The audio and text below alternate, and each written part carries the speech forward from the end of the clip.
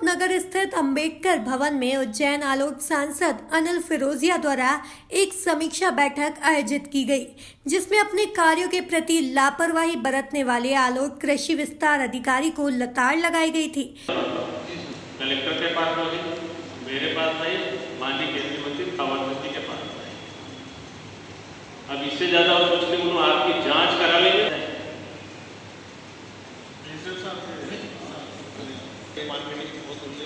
पेपरों में भी छपा, हमारे शासन में तो यूरिया हमने क्राइमान हो गया, अधिकारी क्राइमान हो गए।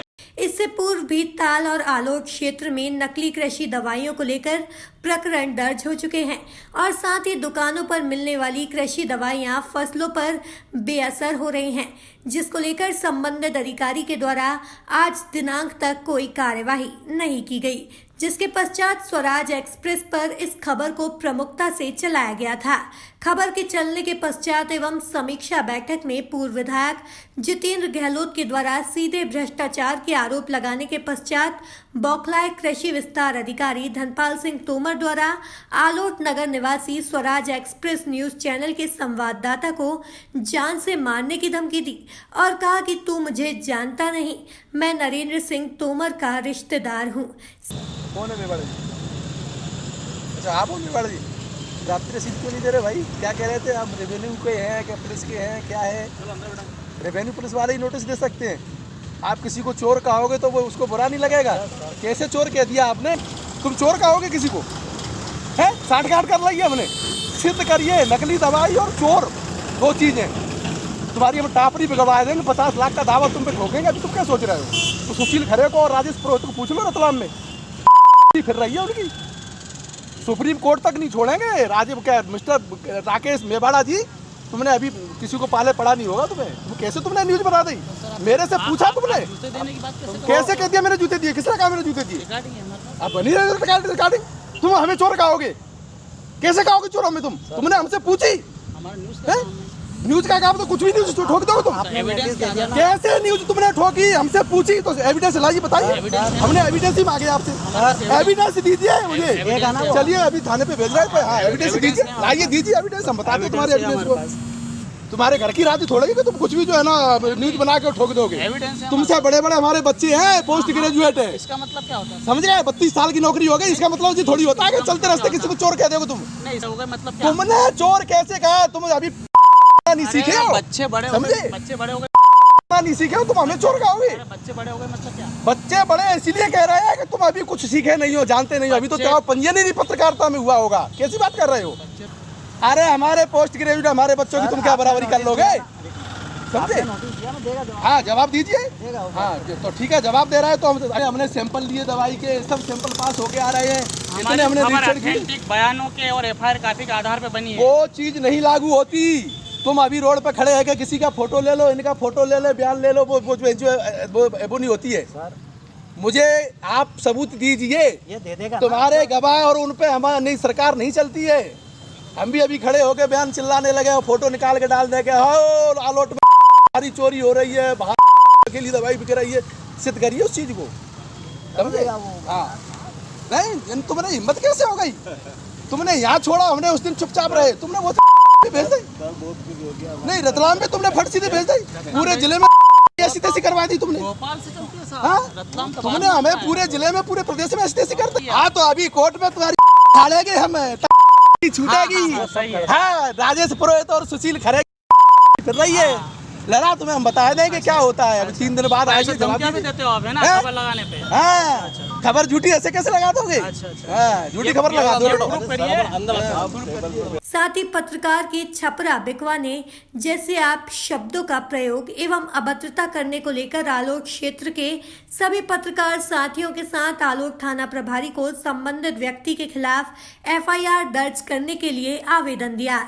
एक बार फिर पत्रकारों की सुरक्षा को लेकर संघर्ष मध्य प्रदेश में जारी है। आखिर कब पत्रकार स्वतंत्र होकर समाज की बुराइयों का प्रसारण कर पाएंगे? क्या ऐसे ही पत्रकार अपनी जान जोखिम में डालकर कार्य करते रहेंगे?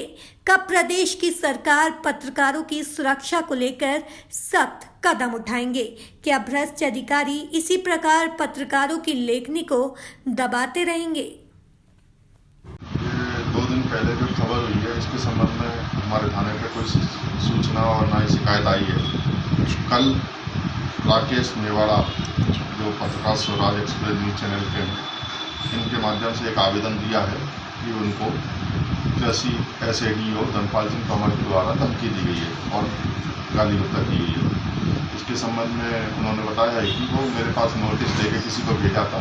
नोटिस के संबंध में इनका कोई विवाद हुआ है तो इसके संबंध में उनको धमकी दी है। तो उनका आवेदन शिकायत प्राप्त हुई है जिसकी जांच की जा रही है। वैधानिक कार्रवाई जांच के रूप में की जा रही है। इसी तारतम्य में राकेश मेवाड़ा के विरुद्ध भी धनपाल सिंह तोमर SADO कृषि अधिकारी ने भी राकेश मेवाड़ा पत्रकार के विरुद्ध शासकीय कार्य में बाधा पहुंचाने, धमकी देने और छवि धूमिल करने के संबंध में शिकायत आवेदन दिया है। अवैध व्यवहार करने के संबंध में कि उनका आरोप यह है कि ये 2 दिन पहले इन्होंने कोई खबर छापी थी नकली दवाई को लेकर के। इसके संबंध में कृषि उपज मंत्री धनपाल सिंह तोमर जी के द्वारा एक नोटिस भेजा गया था, जिसको नोटिस लेने से राकेश मेवाड़ा ने मना कर दिया। इसके संबंध में उनके साथ कुछ अवैध व्यवहार के संबंध की शिकायत उन्होंने की है। दोनों शिकायतें प्राप्त हुई हैं, दोनों की शिकायत जांच की जा रही है। जो भी वैधानिक कार्रवाई बनेगी कार्रवाई की जा रही है। कृषि दवाइयाँ अन्य कीटनाशक दुकानें रहती है, उन कृषि दवाई की दुकानें रहती है, वहाँ से लाकर एक महंगे भाव में लाकर किसान डाल रहा है, लेकिन उन दवाइयों का कहीं से कहीं तक असर नहीं हो रहा है और जिससे फसलें भी खराब हो रही है।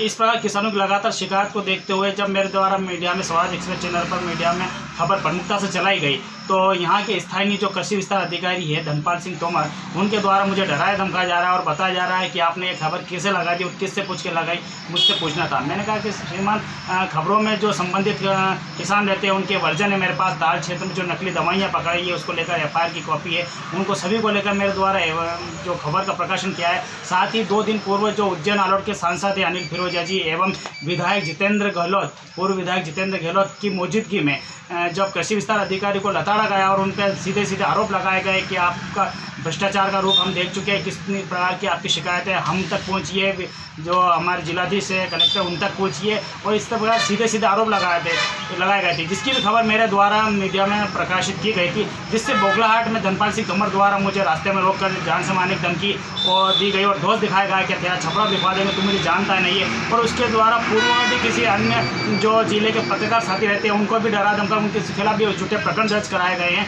और साथ ही यह भी हमें जानकारी में प्राप्त हुआ है कि पूर्व में इसके खिलाफ भी लगभग 180 शिकायतें जिले में व्याप्त है। साथ ही पूर्व में भी जो गोपाल जी भार्गव कृषि मंत्री रह चुके हैं उनके द्वारा भी इसमें निलंबित किया गया है। ऐसे भ्रष्ट अधिकारी के खिलाफ जब मेरे पास खबर लगाई गई थी इसके द्वारा मुझे डराया धमकाया जा रहा है। उक्त भ्रष्ट अधिकारी के खिलाफ FIR दर्ज करने के लिए मैं अपने पत्रकार साथियों आलोट प्रेस क्लब के माध्यम से थाने पर पहुंचा और मेरे द्वारा आवेदन दिया गया है कार्रवाई के लिए। आपका कहना बिल्कुल सही है, मुझे भी इस चीज़ की जानकारी मिली है और ये पिछले 1 हफ्ते पहले ही मुझे 2 लेटर मिले हैं ताल के पास के सांगाखड़ा के, जिसकी लहसन ख़राब हो चुकी है और बिल भी बताया जो बिना GST के बिल था। मैंने बोला इनको कार्रवाई करें, जिला से लेटर आया था, लेकिन जो यहाँ पर जो है तोमर SADO तमीज़ नहीं है व्यक्ति की बात करने की, चाहे वो मीडिया वाला हो या चाहे पॉलिटिकल व्यक्ति हो चाहे किसान हो।